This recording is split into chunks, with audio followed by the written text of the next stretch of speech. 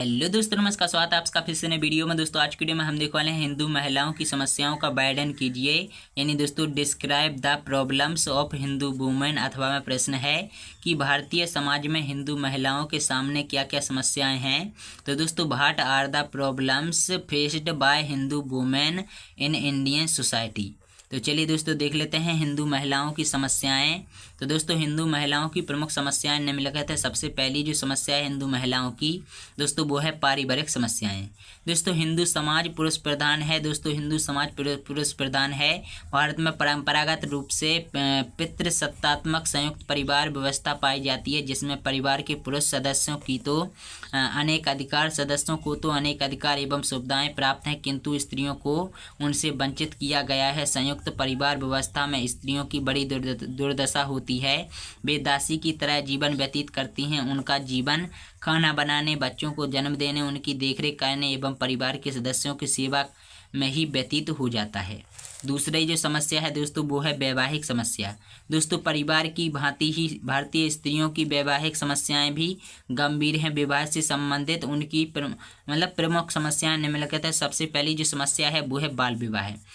दोस्तों प्राचीन समय से ही भारत में बाल विवाह का प्रचलन रहा है। हमारे धर्म ग्रंथों के रचनाकार बाल विवाह के पक्ष में रहे हैं और कम आयु में ही लड़की का विवाह कर देना माता पिता का धार्मिक कर्तव्य माना गया है। भारत की धर्म भीरू जनता धार्मिक ग्रंथों से प्रेरणा लेकर छोटे छोटे अबोध बालकों का विवाह कर रही है। आज भी ग्रामों में ऐसे दोस्तों बाल विवाह संपन्न होते हैं। और दोस्तों महाराष्ट्र में तो 2 गर्भवती स्त्रियां पहले से ही यह तय कर लेती हैं कि उनमें से एक को लड़का और दूसरे को लड़की हुए तो दोनों का परस्पर विवाह करवा दिया जाएगा। दूसरी जो समस्या है दोस्तों दूसरी वो है विधवा पुनर्विवाह का अभाव।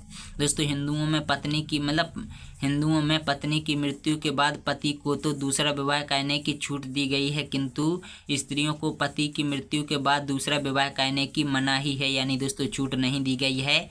विधवा स्त्री अच्छा भोजन नहीं कर सकती। उसके भोजन में मीठे, चटपटे, स्वादिष्ट एवं पौष्टिक तत्वों के स्थान पर सादा वस्तुएं मात्र ही होनी चाहिए। इसे इत्र, तेल, फूल एवं दमकीले भड़कीले वस्त्र नहीं पहनने चाहिए, क्योंकि इनसे मौन उत्तेजना पैदा होती है जो उसे पथभ्रष्ट कर सकती है। विधवा पुनर्विवाह के अभाव में सती प्रथा को जन्म दिया गया, जिसके अनुसार एक स्त्री अपने पति की मृत्यु के बाद उसकी चिता में आत्मदाह कर लेती है। और तीसरा है कि दहेज। दोस्तों वर्तमान में दहेज एक मामूली नहीं गंभीर समस्या बनी हुई थी, जिसके कारण माता पिता के लिए लड़कियों का विवाह एक अभिशाप बन गया है। जीवन साथी चुनने का सीमित क्षेत्र, धन का महत्व आदि के कारण दहेज लेना और देना आवश्यक हो गया है। और दहेज के कारण ना जाने कितनी स्त्रियों की जानें गई हैं। आए दिन पत्र पत्रिकाओं में दहेज के कारण स्त्रियों को जला देने एवं उनकी हत्याओं का समाचार पढ़ते हैं। दहेज ने ही बालिका वध, पारिवारिक विघटन आदि जैसी समस्याओं को जन्म दिया है। दहेज के कारण ही कई परिवारों में पुत्री के जन्म को अपकुशल माना जाता है। और दोस्तों चौथा है तलाक। दोस्तों हिंदुओं में स्त्री के लिए पतिव्रत एवं सतीत्व की बात कही गई है, अतः स्त्री द्वारा पति को त्यागने की कल्पना ही नहीं की जा सकती है और ऐसा कहना उनके लिए सामाजिक एवं धार्मिक दृष्टि से अनुचित माना गया है। यद्यपि वैदिक काल में कुछ विशिष्ट परिस्थितियों में, जैसे पति दुष्चरित्र हो, जाति से च्युत हो आदि ऐसी समस्याओं में ऐसी स्थिति में पत्नी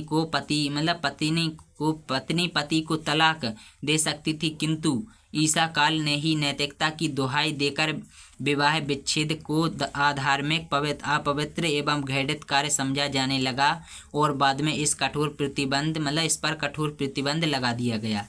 तीसरी जो समस्या थी दोस्तों वो थी स्वास्थ्य संबंधी समस्याएं। दोस्तों भारत में स्वास्थ्य का निम्न स्तर पाया जाता है। इसके कई कारण हैं, गरीबी, बेकारी आदि। चूंकि भारतीय समाज पुरुष प्रधान है, अतः पुरुषों के स्वास्थ्य का तो फिर भी ध्यान रखा जाता है, किंतु स्त्रियों के स्वास्थ्य की तरफ समुचित ध्यान नहीं दिया जाता। इसलिए यहाँ लिंग अनुपात में पुरुषों की अधिकता, स्त्रियों की मृत्यु दर को अधिकता एवं जीवन अवधि कम है। दोस्तों चौथा है पर्दा प्रथा। दोस्तों भारतीय स्त्रियों में प्राचीन काल से चली आ रही एक समस्या पर्दा रखने की भी है। स्त्रियों से यह अपेक्षा की जाती है कि वे घूंघट निकालें और अन्य पुरुषों से दूरी बरतें, उनके सामने खुले मुँह बात ना करें। और पर्दा प्रथा के कारण स्त्रियों में व्यक्तित्व का विकास नहीं हो पाता है और वे शिक्षा ग्रहण करने से वंचित रह जाती हैं। इससे उनके स्वास्थ्य पर भी बुरा प्रभाव पड़ता है और वर्तमान में धीरे धीरे यह प्रथा समाप्त होती जा रही है। दोस्तों पांचवा है वेश्यावृत्ति।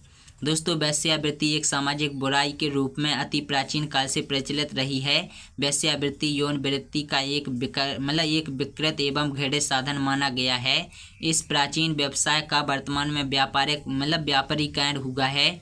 यौन पवित्रता पर बाल विवाह आदि ऐसे कारण हैं जिन्होंने इस बुराई को फैलाने में योगदान दिया है। छठवां है दोस्तों आर्थिक समस्याएं। दोस्तों गरीबी इस देश की सबसे बड़ी समस्या है जो अनेक अन्य समस्याओं को भी जन्म देती है। दोस्तों भारतीय नारियों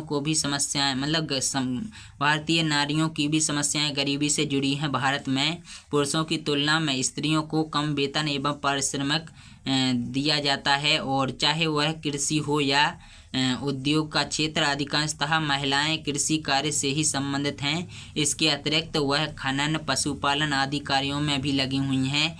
जब महिलाओं की रोजगार कार्य में भागीदारी कम है तो उनकी आय भी कम है। दोस्तों सातवां और आखिरी जो इन महिलाओं की समस्या है वो है शैक्षणिक समस्याएं। दोस्तों भारत में साक्षरता का प्रतिशत बहुत कम है, स्त्रियों में तो यह भी निम्न है। दोस्तों 1971 में महिलाओं का साक्षरता का प्रतिशत 21.97 व पुरुषों का 45 था, जो 2001 में बढ़कर क्रमशः 54.16% तथा 75.85% हो गया। यह भिन्नता अलग अलग राज्यों में अलग अलग है। बिहार में 2001 की जनगणना के अनुसार साक्षरता की दर 47.53 है, जिनमें दोस्तों केवल 33.57%। भारत में नगरों की तुलना में गाँवों में स्त्री साक्षरता बहुत कम है। तो दोस्तों आशा करते हैं कि आप लोगों को वीडियो पसंद आई होगी। अगर वीडियो पसंद आई हो तो वीडियो को लाइक और शेयर करना और चैनल को सब्सक्राइब जरूर कर लेना। आशा करते हैं कि आप लोगों को वीडियो पसंद आई होगी।